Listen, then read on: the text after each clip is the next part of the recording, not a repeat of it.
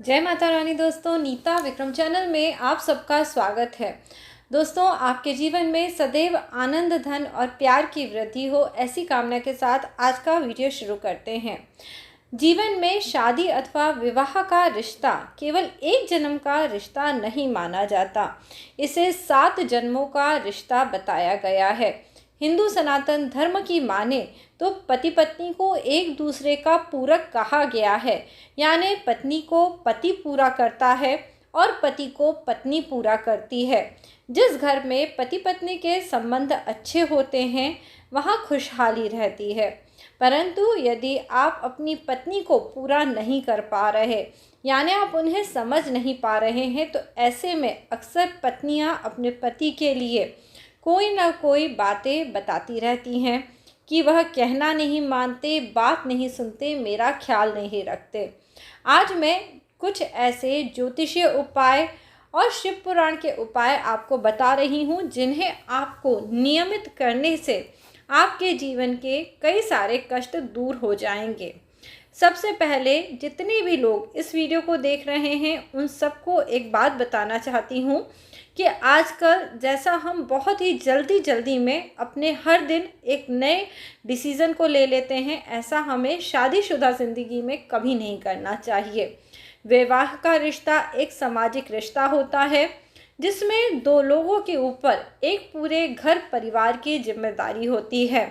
2 लोग मिलके अपने माता पिता, समाज और अपने बच्चों का पालन पोषण करने में अहम भागीदारी निभाते हैं। अगर वह 2 लोग एक दूसरे का साथ न दें या एक दूसरे से निरंतर झगड़ा करते रहें, तो ऐसे में आपकी स्थिति दिन पर दिन खराब ही होती जाएगी। क्या करें जिससे कि आपके घर के झगड़े अनबन दूर हो जाएं? सबसे पहली बात है, आजकल यह देखा जाता है, आमतौर पर हम ये चाहते हैं कि हर कोई हमारी बात सुने। धीरे धीरे समय के साथ लोगों में सुनने की शक्ति कम होती जा रही है। कभी कभी केवल पत्नी ही सुनती रहती है और कभी कभी केवल पति ही सुनता रहता है। तो आज यदि यह वीडियो देख रहे हैं और आपको लगता है कि आपके जीवन में आपका जीवन साथी आपकी बात नहीं सुनता, तो कम से कम आज आप अपने आप को शाबाशी दें और बोलें कि हाँ, मुझ में ये अच्छी आदत है कि मैं अपने जीवन साथी की बात सुनने का, दोस्तों केवल यहाँ मैं बात सुनने के लिए बोल रही हूँ, लोगों में अब इतना धैर्य भी नहीं बचा कि वह अपने जीवन साथी की बात सुने। यदि आप बात सुन भी रहे हैं तो आपकी शादी में आने वाले 99% जो प्रॉब्लम परेशानियां हैं वो दूर हो जाएंगी, क्योंकि अधिकतर परेशानियां तो केवल एक दूसरे को बताने सुनाने से ही दुख कम हो जाता है। कहते हैं ना, सुनाने से दुख हल्का हो जाता है। पर एक दूसरे को कोई भी बात बताना कभी भी इस तरह नहीं होना चाहिए कि एक दूसरे को ताना दे रहे हैं, तरकश दे रहे हैं। हमेशा हमें दूसरे व्यक्ति की स्थिति को समझना चाहिए। ऐसा आमतौर पे यह देखा गया है कि जो घर परिवार के लोग होते हैं, हम उनकी बुराई आपस में या तो पति को बोलते हैं या पत्नी को बोलते हैं। जैसे यदि पति ससुराल जाता है और उसे अपनी पत्नी के घर में यानी पत्नी के मायके में कोई बात अच्छी नहीं लगती, तो वह इसे बार बार अपनी पत्नी को बताता है, जिससे पत्नी को ऐसा लगने लगता है कि मेरे पति शायद मेरे मायके का मान सम्मान नहीं करते। परंतु यहाँ पे आपको मैं शिव पुराण का एक विवरण सुनाती हूँ।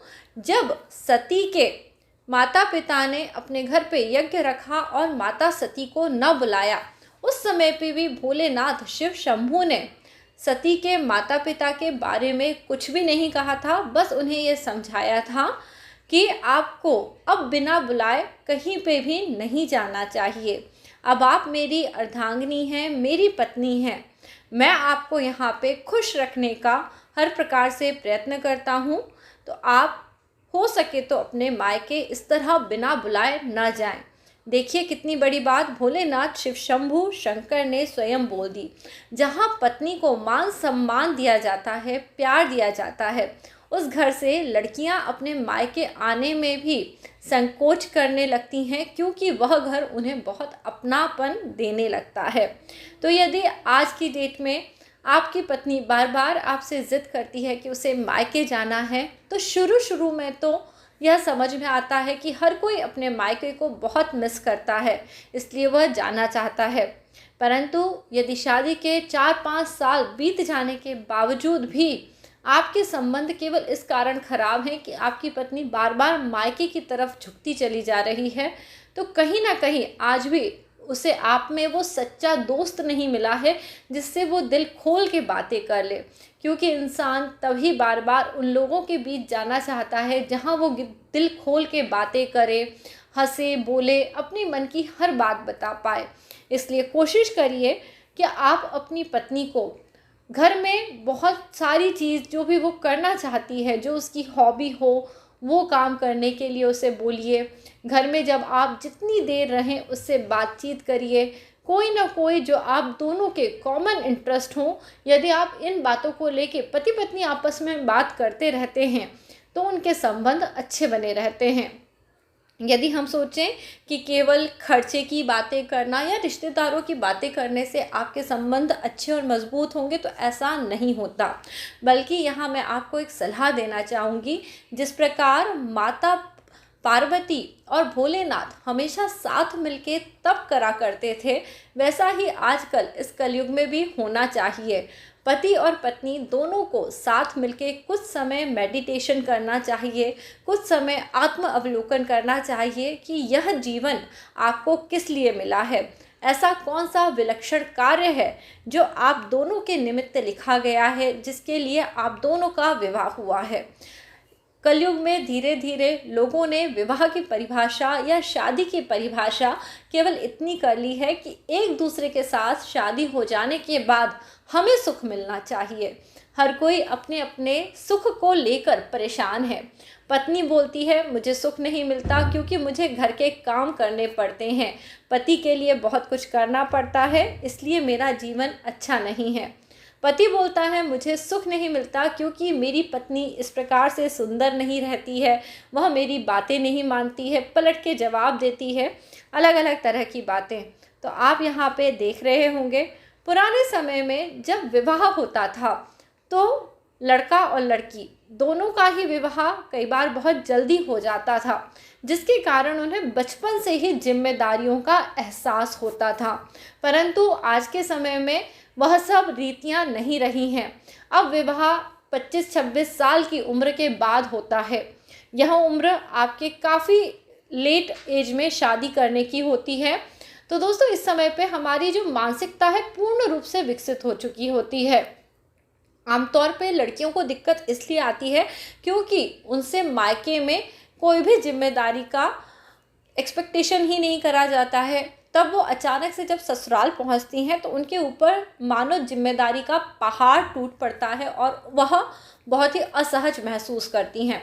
तो ऐसे में मैं अधिकतर माता पिता से इस बात का अनुरोध करूंगी कि आप अपने बच्चों को जब बड़ा कर रहे हैं तब वह चाहे लड़की हो या लड़का, दोनों को ही बचपन से जिम्मेदार बनाइए कि कल को आपको अपने घर के लिए जो भी कार्य है, चाहे वह आपको आमदनी कमाना हो, घर को साफ सुथरा रखना हो, किसी का भी ख्याल रखना हो, यह सब कार्य आपको करने ही पड़ेंगे। क्योंकि आजकल कलयुग में ऐसा देखा जा रहा है, अधिकतर माता पिता अपने बच्चों को सिर्फ मूवी देखना, शॉपिंग करना, टेलीविज़न देखना, यही सब कार्य करना सिखाते हैं। जो आसपास का व्यवहारिक ज्ञान है वह धीरे धीरे लुप्त होता जा रहा है। तो आपको एक प्रैक्टिकल नॉलेज की बहुत ज़रूरत है कि किस प्रकार से लोगों के साथ व्यवहार करना है, किस प्रकार से बातचीत करने से लोग आपके बातों को सुनते हैं और आपके कामों को करते हैं। जब एक लड़की मायके से ससुराल पहुंचती है तो केवल उसके द्वारा करी हुई बातों से या उसके बात करने के तरीके मात्र से ही वह ससुराल के लोगों के दिलों में अपनी एक विशेष जगह बना लेती है। फिर भी मैं यही कहूँगी, कभी भी ताली एक हाथ से नहीं बजती। आपके घर में जब भी कोई नई वधू या कोई नई लड़की शादी होके आए तो उसे बहुत प्यार और अपनापन दीजिए, उसकी कुछ गलतियों को ज़रूर माफ़ करिए और उसे सिखाइए कि आपके घर के नए तौर तरीके कैसे हैं। आप सबके जीवन में इस तरह धीरे धीरे करके प्यार बढ़ेगा और कुछ समय एक दूसरे के साथ बातचीत करने के लिए ज़रूर निकालिए। जानिए कि आप एक दूसरे से क्या चाहते हैं। जब आप ये जानने लगेंगे तो धीरे धीरे आपका प्यार और मजबूत होता जाएगा। आप अपने जीवन में कुछ छोटे छोटे उपाय भी कर सकते हैं जिससे कि आपका जीवन में आपको पति का प्यार मिले या घर में आपकी आपसी समझ पड़े। जैसे कि आप जिस बिस्तर पे सोते हैं उस बिस्तर के जो चारों पाए होते हैं उन पे चांदी की कील आप लगा लें। यह कार्य आप किसी भी पूर्णमासी के दिन पे कर सकते हैं। ऐसा करने से पति का जो मन है वह अपनी पत्नी के इधर उधर नहीं जाता, यानी वह उसकी बातों को अच्छे से मन लगा के सुनता है। चांदी की कील आप मार्केट से बनवा के ले आएँ और उसे अपने सोने वाले पलंग के चारों पायों में लगवा लीजिए। इसके लिए आपको पहले थोड़ा सा ड्रिल करवाना पड़ेगा या एक छोटा छेद करना पड़ेगा, तब कहीं जाके चांदी का बारीक बारीक तार आपके बिस्तर के चारों पैरों में लगेगा। इसके अलावा आप अपने बिस्तर के चारों तरफ जब रात के समय सोते हैं तो आप फिटकरी का चूर्ण चारों तरफ डाल दें। इससे आपके बेडरूम में जो भी नेगेटिविटी है वो आपके रिश्ते पे हावी नहीं होगी और पति पत्नी के झगड़े भी कम होते जाएंगे। सुबह के समय ये फिटकरी का चूर्ण ले जाके आप बाहर भी डाल सकते हैं या फिर इसे आप बाथरूम में ले जाके फ्लश कर दीजिए। इसके अलावा रात में सोने से पहले एक बड़ा डेला देसी कपूर का आप अपने बेडरूम में ज़रूर जलाएं। यदि आप में आपस में बहुत ज़्यादा झगड़ा बना रहता है, हर रोज़ ऑलमोस्ट यदि झगड़ा होता है, तो देसी कपूर के अंदर 2 लौंग जिसमें आगे की तरफ फूल रहता है उसको जलाएं और भगवान भोलेनाथ से प्रार्थना करें कि हम सबके जीवन में सुख सौभाग्य और शांति देना और हमारे जीवन में पति पत्नी का यह जो कलेश है, दुख है, इससे हमें मुक्ति दिलाना।